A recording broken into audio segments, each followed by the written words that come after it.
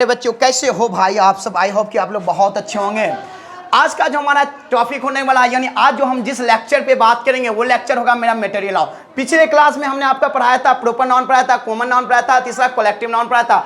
आज का जो होगा हमारा काइंड्स ऑफ नाउन का चौथा क्लास होगा और वो होगा मटेरियल नाउन का।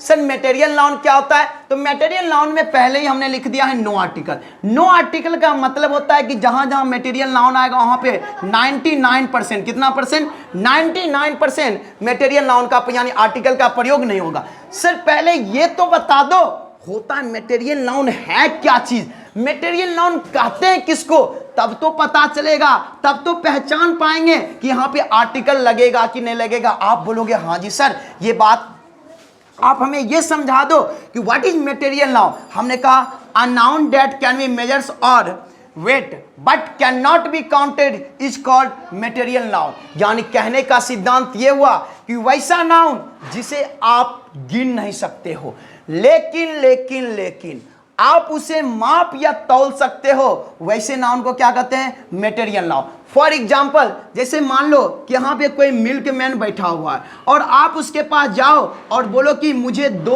दो वो मिल्क चाहिए। या तो मिल्क मैन ये सोचेगा या तो वो व्यक्ति पागल है या तो मुझे पागल समझ रहा है। दूध को कैसे गिना जा सकता है? इसका मतलब है कि हाँ जो आपने जो दूध बोला यानी मिल्क बोला, ये मिल्क कैसा नाउन हो जाएगा? अनकाउंटेबल नाउन हो जाएगा। कैसा नाउन हो जाएगा?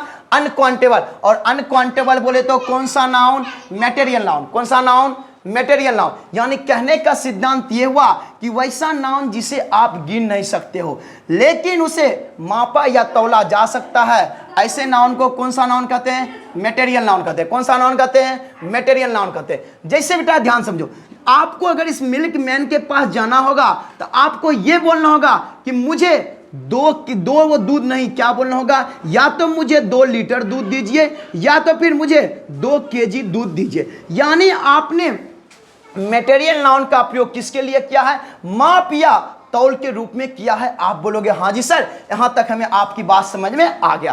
तो डिफिनेशन सर कैसे देंगे? तो कहता है a noun that can be measures और weight but can not counted. यानी वैसा नाउन जिसे तुम गिन नहीं सकता है लेकिन वेट कर सकता है, वैसे नाउन को कौन सा नाउन कहेंगे? Material noun. For example dash, for example low would, milk, fish. अब किसी के मन में ये आएगा कि सर फिश कैसे अनकाउंटेबल नाउन हो गया?